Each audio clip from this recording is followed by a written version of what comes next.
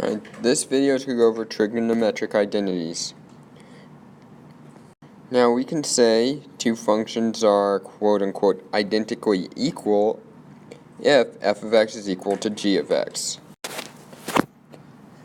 Alright, and they're identically equal if the y values are equal for every value of x where both functions are defined. And we call this equation an identity. Here are some identities you've already learned about. The quotient identities refer to tangent and cotangent. Tangent is equal to sine over cosine. Cotangent is equal to cosine over sine. Reciprocal identities say that you can flip the cosine value to get the secant and vice versa. Pythagorean identities, that's referring to the sine squared plus cosine squared equals 1. And you can divide this identity by cosine to get this identity, and you can divide the blue star identity by sine to get this identity. And the even and odd identities just talk about which of the trig functions are odd and which of them are even. So here's a 4-part example to start off with. Simplify cotangent over cosecant. Now it can help if you rewrite in terms of sine and cosine. So like cotangent is equal to cosine over sine. Cosecant is 1 over sine. Since we're dividing by a fraction, we can do the KFC thing, no keep, flip, change. So if we keep the top function, flip the bottom function, and change from dividing to multiplying, you get that part A reduces to just cosine of theta, because the signs would cancel out. Now, for part B. Alright. Part B, it says show that these two terms are identical by multiplying the numerator and denominator by 1 minus the sign. Alright, since the left-hand side is equal to 1 plus sine of theta, we're going to multiply by 1 minus sine.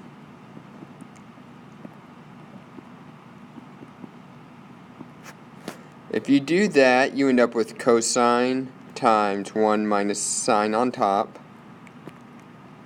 Then if you were to FOIL these together, first, outer, inner, and last, you end up with 1 minus sine squared of theta. Now, that should be cosine of theta times that, not cosine of that stuff. So it should be cosine of theta times 1 minus sine of theta. So now 1 minus sine squared.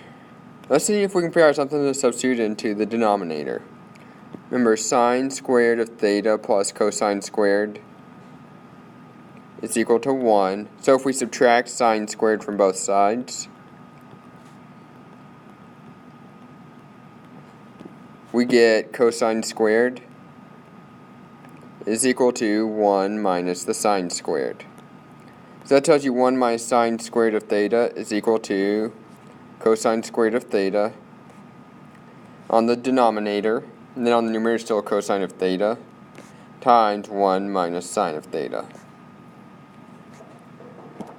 So now you have cosine of theta on the numerator, cosine squared on the denominator. The cosine would cancel out on the numerator, one of them would cancel on the denominator, so you end up with 1 minus the sine of theta on the numerator, and then just cosine of theta on the denominator. For part C, it says simplify this by rewriting them over a common denominator, which means, part C, if you multiply the numerator and denominator on the right by sine of u instead of theta,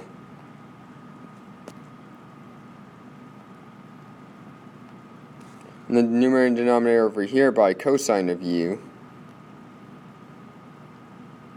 you'd have, for the numerator, it'd be cosine of u times 1 plus sine of u, plus sine of u. Now if you can move on to the second fraction, it'd be sine of u times cotangent, which remember is just cosine of u over sine of u, minus cosine of u. That's all over cosine times sine.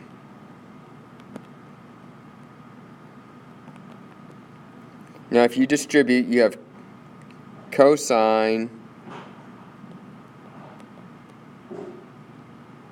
plus cosine times sine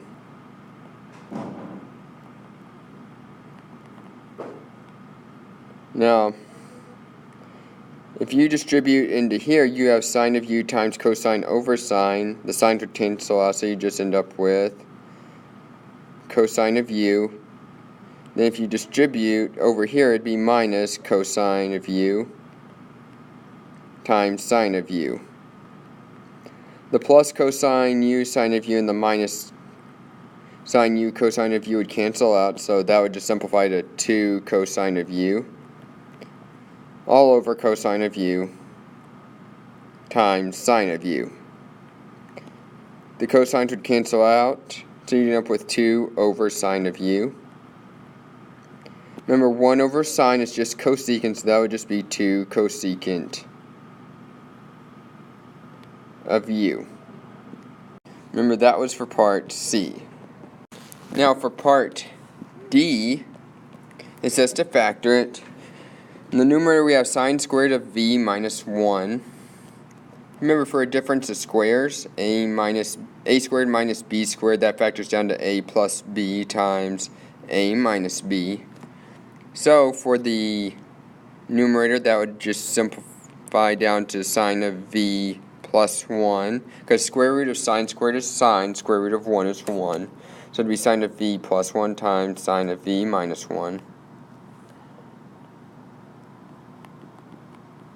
Now tangent, remember, it's just sine over cosine, so sine of v over cosine times sine minus, remember, tangent, we said it's just sine over cosine.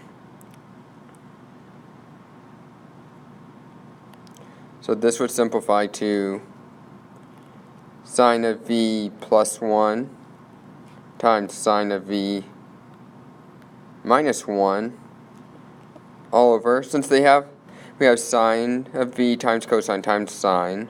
Sine times sine is sine squared, so it would be sine squared of v over cosine. Now, since the second fraction has the same denominator, we can put it into one fraction and just subtract the numerator, so it would be sine squared minus sine. And this would be equal to, if we want to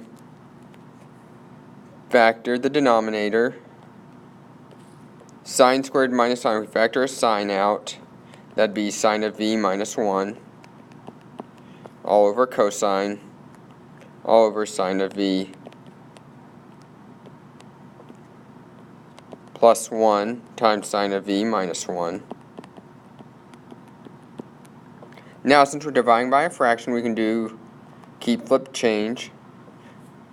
So keep the numerator, so sine of v plus 1 times sine of v minus 1 times cosine of v all over sine of v times sine of v minus 1.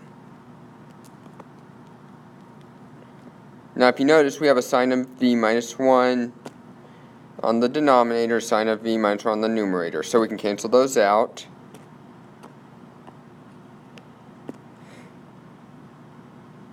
And so you also end up with cosine of v over sine of v, which would be cotangent of v. Or let's keep it as cosine over sine for now, times sine of v plus 1. So now if we want to distribute, cosine over sine times sine just leaves you with cosine of v. Cosine over sine times 1 is just cosine over sine, which is just cotangent. So that entire fraction we started with just simplifies to cosecant cosine plus cotangent. So it says establish this identity, cosecant of theta times tangent is equal to secant. Now, when it says establish the identity, that means you start with the more complicated looking side, or what you think is the more complicated looking side, and you simplify it to where it looks like the less complicated side. So, like for this, I'd say the left-hand side is more complicated, so you start off with cosecant of theta times tangent. And there's not really much we can do right now, so let's see if there's anything that we can do if we get it into terms of sine and cosine. So cosecant, remember, is 1 over the sine of theta. Tangent is equal to sine over the cosine. Oh look, we have a sine on top and sine on bottom, so we could try canceling those out. If we do that, then we end up with 1 over the cosine, which is just the secant. So it works. Alright, so for example 3, it says establish this identity, sine squared of negative theta plus cosine squared of negative theta is equal to 1. So, obviously the more complicated side would be the left-hand side again, so we start off with sine squared of negative theta plus cosine squared of negative theta. That's equal to sine of negative theta squared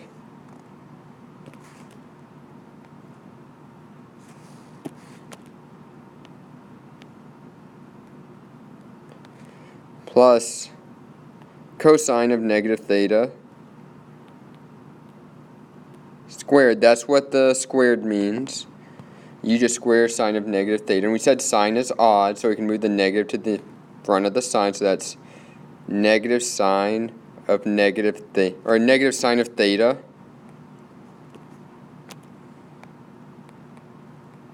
squared. And cosine is even, so the negative just goes away, so it's just cosine of theta squared. Now for the sine, we're squaring a negative, which means it turns to positive, so it's just sine of theta squared plus cosine of theta squared. Sine squared plus cosine squared is equal to 1.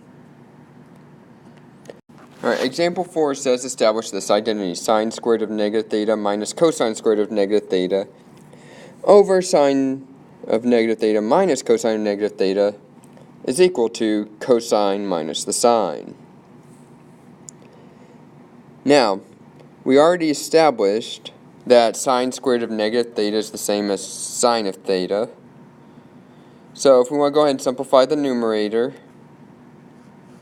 that'd be sine of theta, or sine squared of theta, minus cosine squared of theta. Now sine of negative theta, we said that's odd, so that's negative sine of theta minus cosine. Now cosine's even, so the negative just goes away.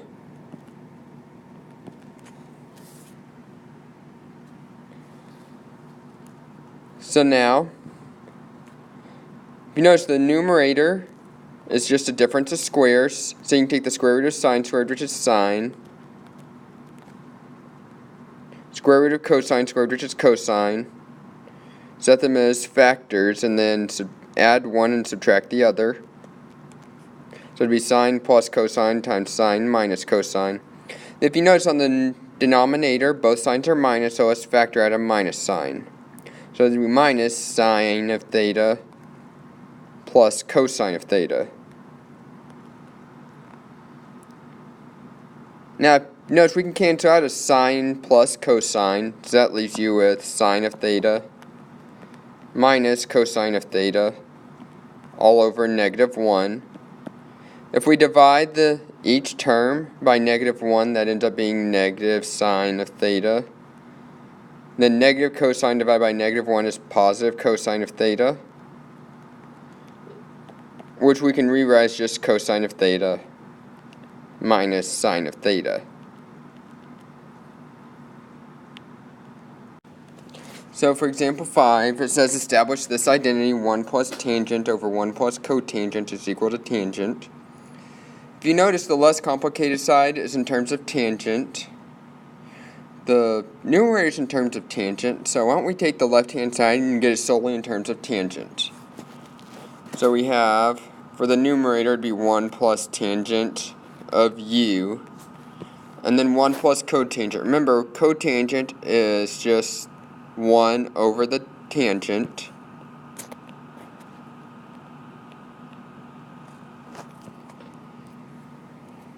Now, we can rewrite the denominator, this 1 right here, we can rewrite as just tangent over tangent. That way we can get the denominator into the same, well, for lack of a better term, a denominator. They both have a denominator of tangent.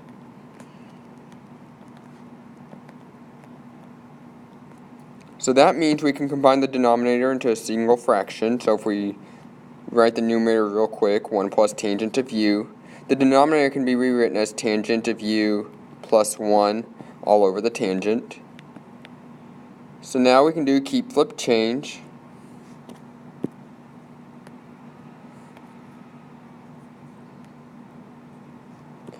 That would be 1 plus the tangent of u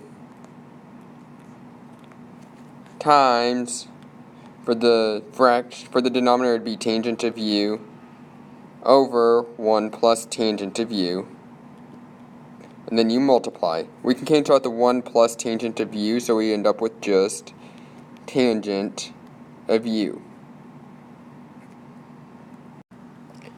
Alright, so we're told to establish this identity that this big ugly mess on the left hand side equals 2 cosecant of theta.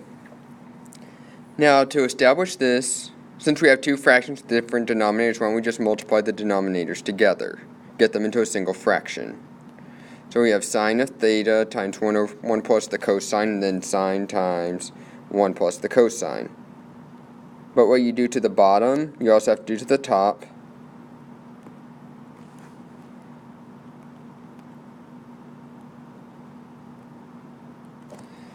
Wait, for the left fraction, we didn't multiply the denominator by 1 plus cosine, we multiplied it by sine. So you have sine times sine, which is sine squared of theta. Then 1 plus cosine would be 1 plus cosine squared of theta. All over sine times 1 plus cosine of theta. That would be 1 plus cosine. The squared would be on the outside, because we multiplied 1 plus cosine by itself. So if you want to expand this factor, this 1 plus cosine of theta squared, that would be 1 plus 2 cosine of theta plus cosine squared. All over sine times 1 plus cosine.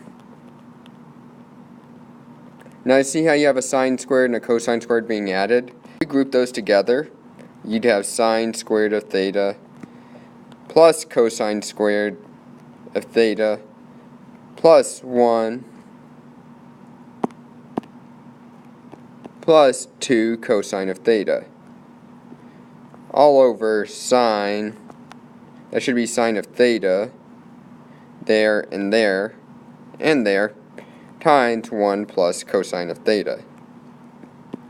Now sine squared plus cosine squared, that's equal to 1. 1 plus 1 is 2 plus 2 cosine of theta, all over sine of theta times 1 plus cosine of theta. 2 plus 2 cosine, if we factor that out, that'd be 2 times 1 plus cosine of theta, all over sine of theta,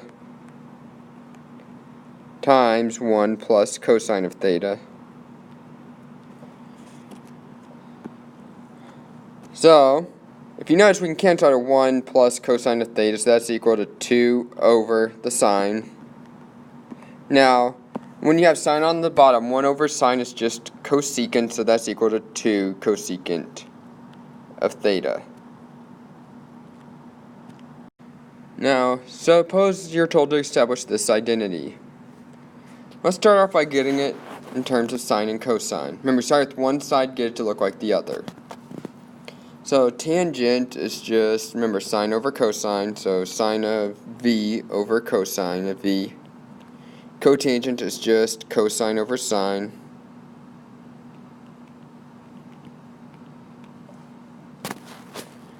Remember, secant is 1 over the cosine.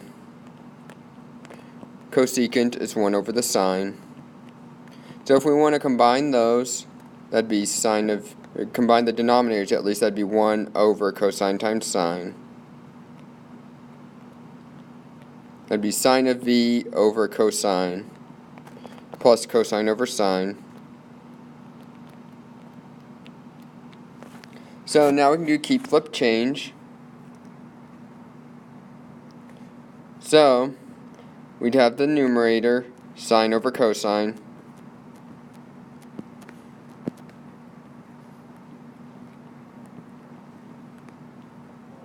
multiply it by the reciprocal of the denominator, cosine of v times sine of v. Now, if we distribute it to the first term, sine over cosine multiplied by cosine times sine.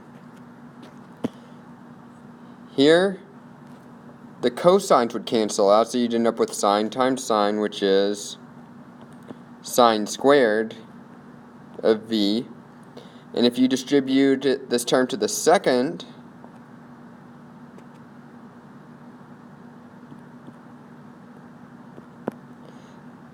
the sines would cancel out, so you'd be left with the cosine, so it'd be plus cosine squared of v.